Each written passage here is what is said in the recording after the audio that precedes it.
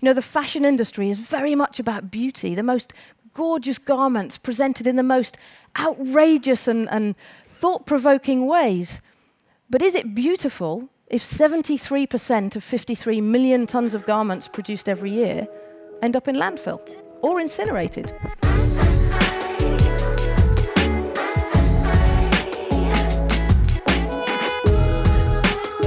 As a child, from the age of 4, all I ever wanted to do was go sailing.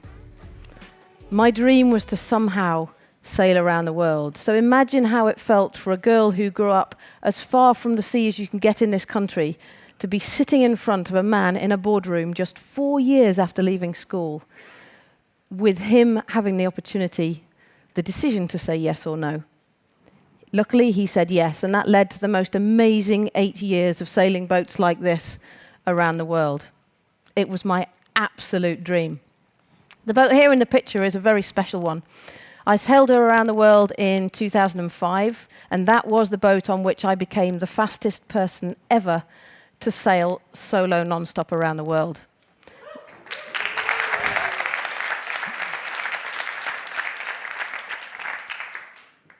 And it was absolutely incredible. It takes you into a completely different space. You leave, you cross the start line, you probably won't see land at all until you cross the finish line, just over 70 days later. You sail in the middle of the oceans, the Atlantic, you go down into the Southern Ocean. At times, you are 2,500 miles away from the nearest town. The closest people to you are those manning the European Space Station above. You really are in the middle of nowhere. And these boats are pretty out there. That boat was so big that I could climb inside that mast all the way to the top. She was 75 feet long, 60 foot wide. She was a real beast.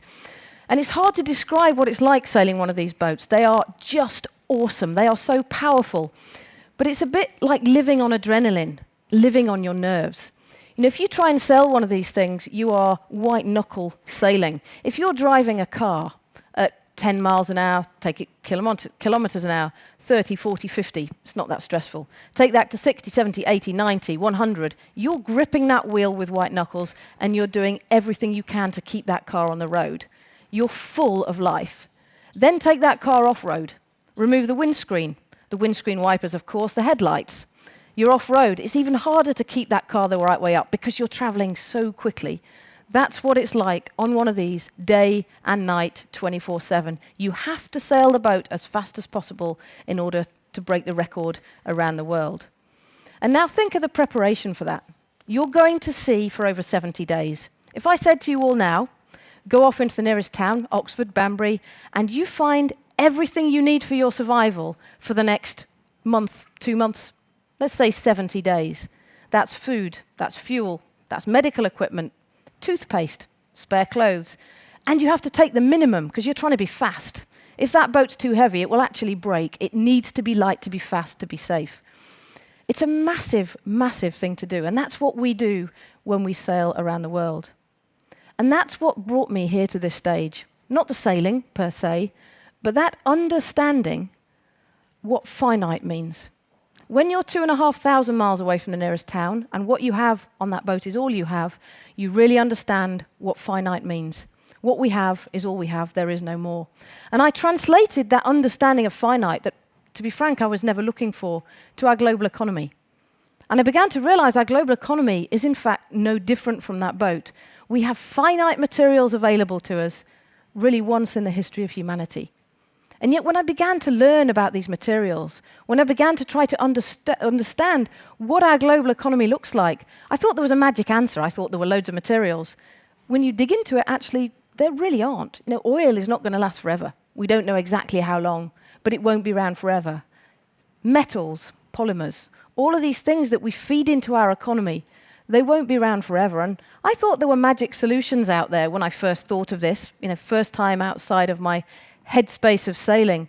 But when I talked to people about solutions, the solutions were about using less. The solutions were making a garment with less material, making a car with less material, using a little bit less energy to do that.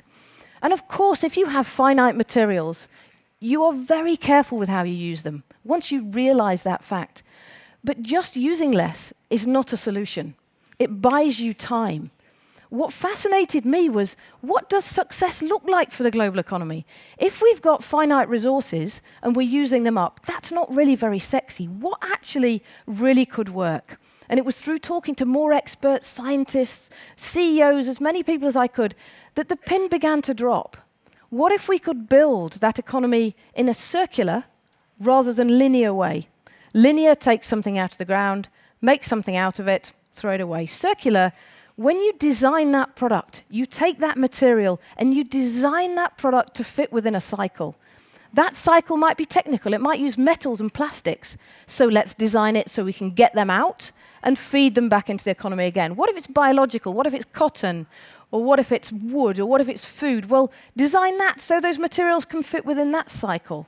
And suddenly, my fear of what will the future look like turned into the biggest opportunity I had ever laid eyes on. There is a way whereby we can run our global economy in a restorative and regenerative way. We can switch from linear to circular, and we can build it so it really can run in the long term. And I'd like to put up the butterfly diagram, which we generated with the foundation to try to understand the circular economy in more detail. And you may think the circular economy, it's all about recycling. That's not true. Because when you look at this diagram, you have biological on the left, anything that biodegrades. On the right, you have technical, that's plastics and polymers. The most value, economic value, which by this stage we'd worked out was billions of US dollars, 500 billion US dollars for the fashion industry, a lot of the value lies on the inner loops. If you can resell the same product, if you can provide it as a service, if you can remanufacture, if you can decomponentize, and then when it's no longer the right thing to have or technology's moved on, you've designed it so you can get out those materials and feed them into the next pair of socks or the next iPhone. You're building for a system that can run in the long term. It was the most exciting thing that I'd ever come across. And, we call that the butterfly diagram. And I'd like to think of a butterfly as being beautiful. And I think, the fashion industry is very much about beauty, the most gorgeous garments presented in the most outrageous and thought-provoking ways. But is it beautiful if 73% of 53 million tons of garments produced every year end up in landfill or incinerated? Is that a beautiful system? What about the innovation and the creativity to design garments in ways whereby they can be provided to the customer in a different way, but they can be designed in a way whereby the raw material that sits within them is valuable at the end of their life, either as a garment resold, a garment shared, or a garment which is deconstructed and fed back into that system? And on this journey of understanding circular economy, we've looked at many, many different areas of the global economy: automotive, medium complexity goods, fast-moving consumer goods. The latest study we've done to try and understand the industry is fashion. And we launched this report just 2 days ago in London. Stella McCartney was there as the voice of fashion from our perspective, who really understands that industry. And now what's really interesting is what we learned. We did not know the numbers about the fashion industry. But as I said, 53 million tons, 73% ends up landfilled or incinerated. An industry which in the last 15 years has seen the volume of garments double, yet we wear them a third less. We found out that the CO2 emitted by the industry today is more than all international flights and maritime shipping combined. And yet, look at China. It's going to double in the next 10 years. So we have finite resources we're feeding into a linear industry in really not a very clever way. What we've outlined in this report is what success could look like for that industry if it's designed in a restorative and regenerative way. If you, when you build a piece of fabric, for example, you create textiles, design it in a way whereby it fits to a cycle. This is Rona Climatex. That fabric is designed to be entirely non-toxic, completely biodegradable. You could actually eat it if you felt like it, though it probably isn't designed to taste too good. Sure, that could be fixed. But if fibers leak out of this, and this report showed 500,000 tons of microfibers leach out of the washing systems of the world every year. That's plastic into the oceans. We don't know the implications of that.